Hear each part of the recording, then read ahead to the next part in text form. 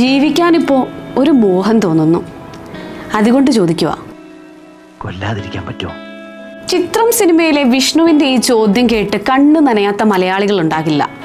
മുഴുനീള ചിരിയും തമാശകളും നിറഞ്ഞ ഒരു സിനിമ കണ്ടുകൊണ്ടിരിക്കുമ്പോൾ പെട്ടെന്ന് എവിടെ നിന്നോ ഒരു വേദനയുടെ കാറ്റ് വീശി തുടങ്ങും.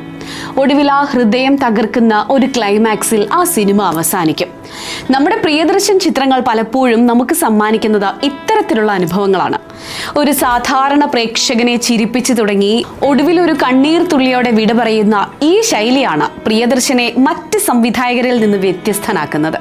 മോഹൻലാലും രഞ്ജിനിയും തകർപ്പൻ തമാശകളുമായി നിറഞ്ഞാടിയ ചിത്രമാണത്.